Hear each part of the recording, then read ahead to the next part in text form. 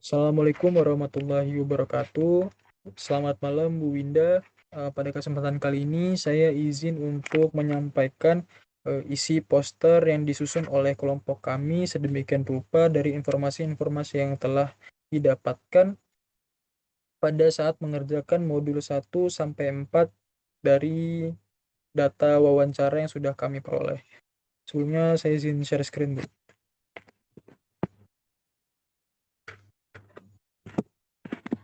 Oke, pada poster ini ada beberapa bagian yang ingin saya jelaskan, yaitu yang pertama itu adalah bagian atas dari poster, lalu ada peluang dan tantangan ekspor, lalu kedua adalah risiko metode dan metode pembayaran ekspor, lalu ada prosedur dokumen ekspor, Incoterms, dan kalkulasi biaya yang cukup detail di Excel-nya.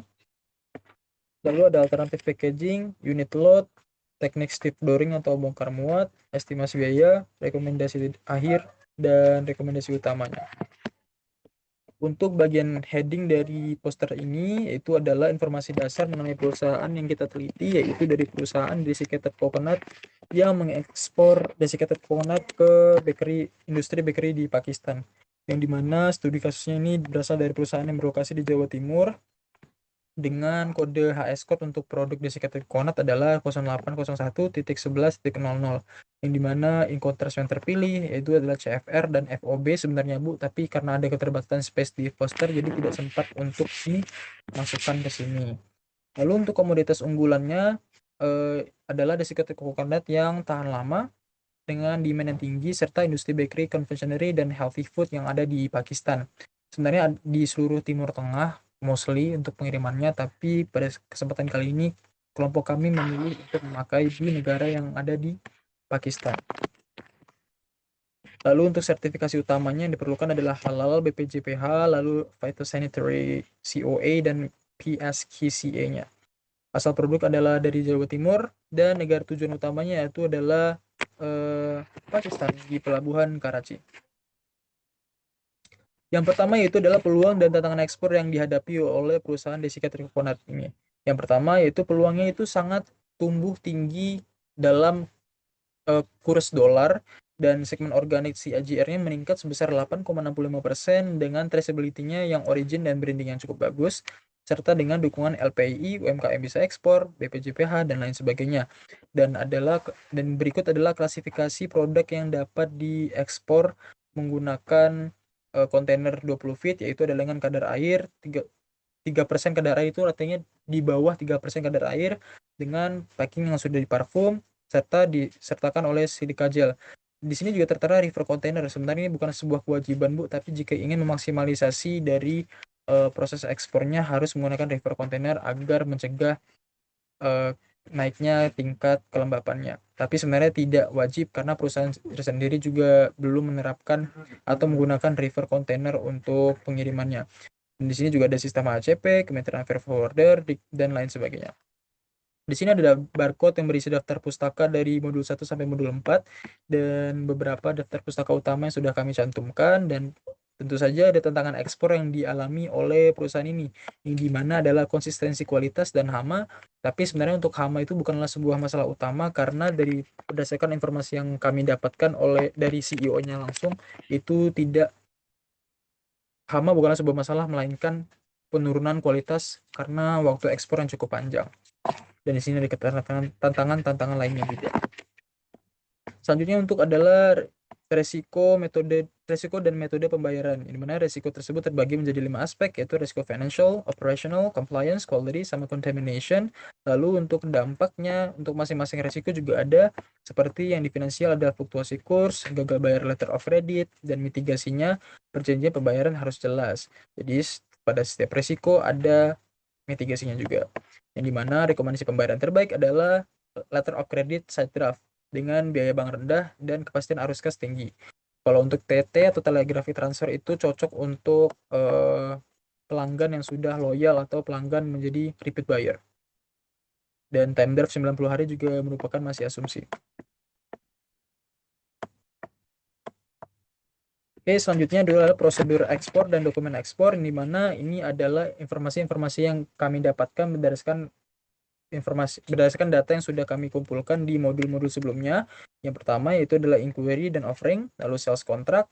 Mohon maaf Bu, ada typo di sini, artinya sales contract, yaitu ada produksi dan QC, dokumen dan booking kapal, verifikasi PFB dan pemeriksaan fisik, staffing atau stevedoring, pengapalan dan penerbitan bill of lading, serta pengirim dokumennya. Dokumen minimal yang harus dicantumkan di sini juga ada Bu, ada COO, BOL dan BL, PEB, insurance policy dan lain sebagainya. Lalu di sini juga tertera ada persyaratan utamanya seperti phytosanitary certificate, halal, sesuai standar dan lain sebagainya. Dan untuk stakeholder atau pihak terkait yang berperan dalam pengiriman ekspor ini ya ini adalah eksportir, freight forwarder, bea cukai dan lain sebagainya. Selanjutnya yaitu adalah sebentar Bu. Selanjutnya yaitu adalah Incoterms dan kalkulasi harga, yang mana Incoterms yang digunakan oleh perusahaan ini terbagi menjadi dua tipe, yaitu FOB atau Free On Board dan CFR. Dan masing-masing Incoterms itu terdapat titik risiko dan kecocokan buyer yang memiliki kriteria masing-masing. Yang dimana komponen perhitungannya sudah ada detailnya itu ada di Excel Bu. Mungkin bisa ditinjau kembali pada file-file yang sudah kami cantumkan nanti. Dan di sini ada kesimpulannya Incoterms terbaik adalah cost and freight. Yang dimana metode pembayaran terbaik adalah LC dengan side draft. Lalu selesai. Selanjutnya untuk alternatif packaging yang digunakan. Ini packaging yang digunakan pada saat penyimpanan di warehouse, bukan pada saat stevedoring. Yang dimana yang pertama itu palletize, yang kedua adalah floor loading. Palletize ini artinya pada saat di gudang itu harus disimpan dalam keadaan di atas palet sehingga untuk memitigasi hal-hal seperti mungkin kebocoran dan lain sebagainya, karena jika kantong karton tersebut itu menyentuh lantai secara langsung mungkin ada resiko-resiko yang belum sempat kita tinjau. Dan untuk floor loading itu sebenarnya adalah yang umum diterapkan di perusahaan ini.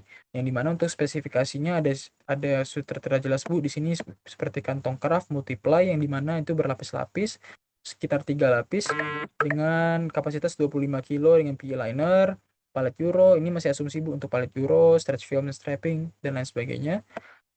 Dan ini sama saja tapi ini tanpa palet. Baik, yang selanjutnya itu unit load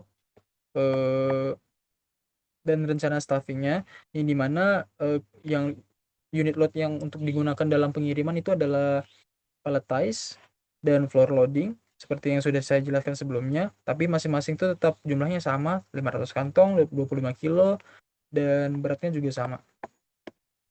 Hanya saja perbedaannya di bagian penyimpanannya saja. Tapi yang perbedaan yang paling jelas yaitu ada di nomor 7 untuk teknik bongkar muat, di mana aspek-aspek yang dipertimbangkan yaitu yang pertama adalah waktu staffing, kedua itu jumlah operator, ketiga itu produktivitas, keempat itu resiko kerusakan, dan yang terakhir itu ergonominya. Yang dimana angka-angka nominal atau kuantitatif di sini itu masih berupa asumsi karena tidak dapat kita akses informasinya dari CEO-nya, mungkin karena beliau ada batas. Jadi kita tidak bisa memaksa kehendak beliau untuk memberitahu informasi perihal ini. Jadi untuk waktu staffingnya kita asumsikan saja seperti ini, dan dimana build conveyor itu lebih cepat, manpower itu lebih lama, dan jumlah operatornya itu dibutuhkan lebih banyak di manpower, dan produktivitasnya itu lebih tinggi di build conveyor dan lain sebagainya, dengan kesimpulan bahwa build conveyor itu lebih sesuai karena penyusunan kantong dilakukan manual dalam kontainer sehingga forklift itu tidak memberikan keuntungan signifikan. Jadi sebenarnya ada 3 jenis type of loading yang bisa kita gunakan, yaitu manpower, conveyor belt, sama forklift. Dan di sini juga ada plus minusnya yang dari belt conveyor dan manpower. Selanjutnya ada estimasi biaya untuk perbandingan biaya dan kinerjanya. Capex itu investasi awal yang kita perlukan sebelum atau pada saat membuat perusahaan atau mengerunning perusahaan, yang dimana di sini ada belt conveyor portable. Kenapa harus portable? Karena jika staffing atau stevedoring dilakukan di luar warehouse atau di tempat yang lumayan jauh, itu akan lebih bermanfaat jika menggunakan belt conveyor yang portable. dan menggunakan street sweeper, timbangan platform, dan lain sebagainya. Untuk OPEX yang operasionalnya kita butuh bahan kemasan yang bagus, tenaga kerja staffing, listrik, perawatan alat, pemeriksaan muatan, dan terakhir itu estimasi kerusakan produk. Di sini juga ada kriterianya seperti capex itu jika paletas akan lebih tinggi untuk investasi awalnya. Kalau untuk kriteria OPEX itu sedang, kalau untuk yang paletasnya karena sembari berjalan perusahaan. Dan begitu seterusnya sampai ke kriteria risiko produk. Di sini ada rekomendasi akhir dari kelompok kami yang dimana packingnya itu pastikan menggunakan multiply karena spesifikasi dari desiccated coconut itu sendiri yang diperlukan untuk bisa ekspor adalah di bawah 3% untuk kadar airnya. Jadi unit lot yang direkomendasikan di warehouse untuk penyimpanannya juga menggunakan palet yang dimana itu mencegah resiko-resiko yang mungkin saja dapat muncul walaupun sebenarnya persentasenya itu masih kecil. Lalu untuk material handlingnya menggunakan belt conveyor portable karena itu salah satu metode material handling paling bagus sejauh ini yang telah digunakan oleh perusahaan Desiccated Coconut ini. Lalu untuk kontainernya itu yang sangat-sangat fit adalah 20 feet. Kenapa tidak 40 dan 45 feet? Karena ini informasi yang kami dapatkan dari perusahaan. Lalu di sini adalah rekomendasi utama yang kelompok kami sarankan, yaitu Incoterms terbaik adalah cost and freight, metode pembayaran terbaik adalah LC dengan kapasitas kurang lebih 12.500 kg atau 500 kantong per sekali stuffing container FTL atau full container load, FCL atau full container load. Kalau untuk LTL sebenarnya tidak harus 500 kantong karena tidak ada MOQ dalam pengirimannya. Mungkin hanya berupa sampel itu tidak apa, kalau MOQ-nya mungkin 1 atau 2 pack karton. Dan itu juga masih asumsi kelompok kami.